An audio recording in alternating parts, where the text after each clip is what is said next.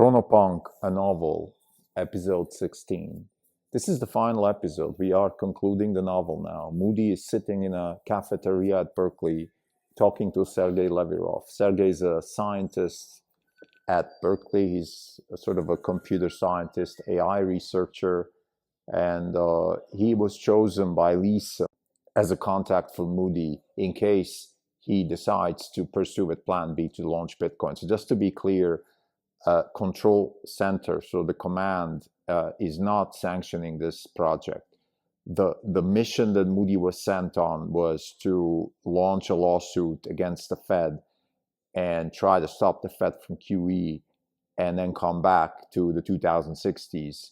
But he chose not to pursue that mission because he couldn't succeed in court, and therefore he chose Plan B, which is to launch Bitcoin. That's the ultimate conclusion of this novel. Now, this final episode is a conversation between Mody and Sergey. The reason he's contacting Sergey is because the scientists in the 2060s have decided that their version of Bitcoin and the cryptography and the knowledge that they have can only be implemented in the 2000s if some expert from that time helps bridge the knowledge and the technology. And Sergey is that person that is being chosen. So this is why we're talking. Now, this conversation is hopefully revealing a few philosophical questions that come with this novel. First, why are we actually trying to save money? What's the point? And Sergey's quote by Lenin that if you want to destroy capitalism, you debauch the currency. So therefore, if we can save money, we can save capitalism.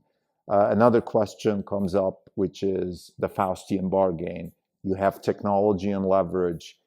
What do you do with it? Sergey and Mody talk about this, and they sort of settle on the hows and not the whys. In other words, as engineers and technologists, we are first and foremost in the business of executing technology. We can't ask too many questions about why and whether it's good or bad. However, it does require humility. So technology without humility is, I believe, the quote is something like vandalism or brutality. Technology with humility is magic. So that's a quote from the novel that is something that the author shares.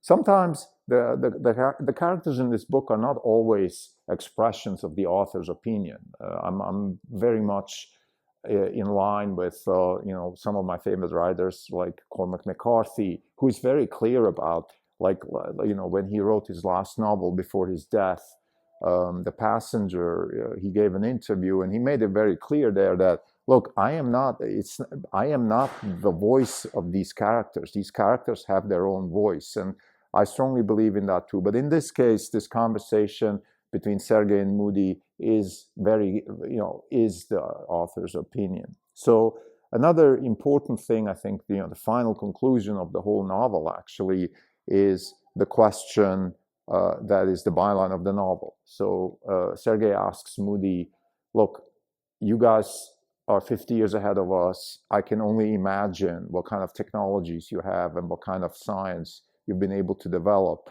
Why choose to come back 50 years and develop Bitcoin? Why not something else? Mody answers the question by saying, look, we first bringing back technology is not so easy. There are some technical issues, Heisenberg uncertainty principle, things that don't commute, things along those lines, but that's not the focus here. The focus is really on, look, we wanted to bring back an idea and not a technology. And the idea is free money. And free money is a prerequisite for a free society. So what we really brought back is freedom and liberty. That's the conclusion of the novel. So the answer to the byline is given in one of the ultimate sentences of the novel, and that is that what would we bring back to save the future? We would bring back liberty, because that is the most important asset, the most important idea, the most important anything, if you want, that a society should wish for its descendants. So that concludes the novel. I think it was a beautiful process. It started about, I would say about 11 months ago, and it's concluding now. This is the first draft, so there'll probably be more work to be done. I think I want to say a few more things. For example, I think there's going to be an epilogue also, because I need to update some of the political situations. When I started this novel 11 months ago, we had still a pretty difficult political situation in the US. Now things have changed, at least as far as the oppressive state is concerned. Now we have different problems with Donald Trump and his administration in power, but the fundamental fear of wokeism and Orwellian dictatorship and censorship has gone away. So some of the things that this novel was addressing have actually mitigated themselves. However, the big problem is still there, and that is that we are still printing money and wasting money, and the deficits are huge. And Elon Musk, with his Department of Government Efficiency, has not been able to stop this. The opposition was too big, primarily because in my opinion, it's actually the establishment itself, the judiciary and Congress, which are activists, and our politicians are actually all activists, and I'm not just talking about the left-wing fanatics. I'm talking about even Republicans. Everybody is an activist for their own cause, in particular for their own wallet. So this is still, I guess, the conclusion I would want to say here is that we are still in the process of destroying our country, actually, because we're still racking up deficits and debt, and our interest payments just to China alone are in the billions every year. So we're basically feeding our main potential even war enemy. We're giving them money because we have debt. So we're indebted to our potential adversary, which is not a good situation to be in. So that's just as a side note here. I think Chronopunk is really a book about the idea of building a society on a foundation that allows for truth-seeking, which is another conversation that Sergey and Mody have.